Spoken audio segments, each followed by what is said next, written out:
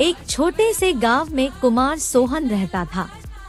वो मिट्टी के बर्तन व खिलौने बनाया करता था और उसे शहर जाकर बेचा करता था।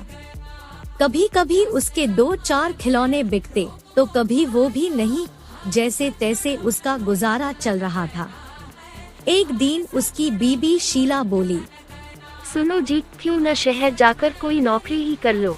नौकरी करोगे तो महीने के अंत में कुछ धन तो आएगा। बीवी की बात सुन अब सोहन को भी ऐसा ही लगने लगा था, पर उसको मिट्टी के खिलौने बनाने का बहुत शौक था, लेकिन हालात से मजबूर था। बात तो तुम सही कह रही हो, पर कैसे उस हुनर को छोड़ दूं, जिसका नमक हम लोग अब तक खाते आए हैं। मैं जानती हूँ आप बहुत मेहनत और लगन से खिलौने बनाते हो, पर बाजार में बिक्री ना होने से अब हमारा गुजारा नहीं होता। अब तो यह हालत हो गई है कि रसोई में अन्न का एक दाना भी नहीं बचा। ठीक है, मैं कल सुबह ही शहर जाकर कोई न कोई नौकरी तलाश करता हूँ। अगले दिन वो शहर के लिए रवाना हो गया और एक व्यापारी के पास वह नौकरी करने लगा। सोहन वहाँ नौकरी करता तो जरूर था, पर उसका मन अभी भी अपने चाक और मिट्टी के खिलौनों में ही रहता था। समय बीतता गया। एक दिन शहर में जहाँ वह काम करता था, उस मालिक के घर पर उसके बेटे निखिल का जन्मदिन था। सब महंगे महंगे तोहफे लेकर आए। सोहन ने सोचा, क्यों ना मैं मिट्टी का खिलौना बनाऊं और बच्चे के लिए लेकर जाऊं। वैसे भी हम गरीबों का तोहफा कौन देखता है।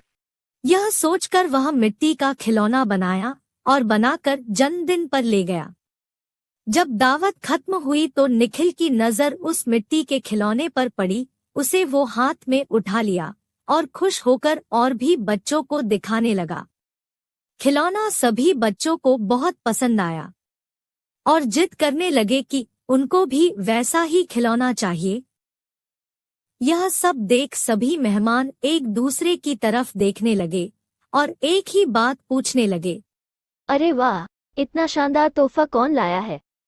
इतना महंगा तोहफा ये किसने लाया होगा? ये खिलौना तो शायद आपका नौकर सोहन लाया है। इतना सुनते ही सब हैरान हो गए। सभी एक दूसरे का चेहरा देखने लगे। तभी मालिक बोला, सोहन तो बहुत गरीब है, इतना महंगा खिलौना कहाँ से ला सकता है? हाँ, मैंने देखा है, ये खिलौना सोहन ही लाया है।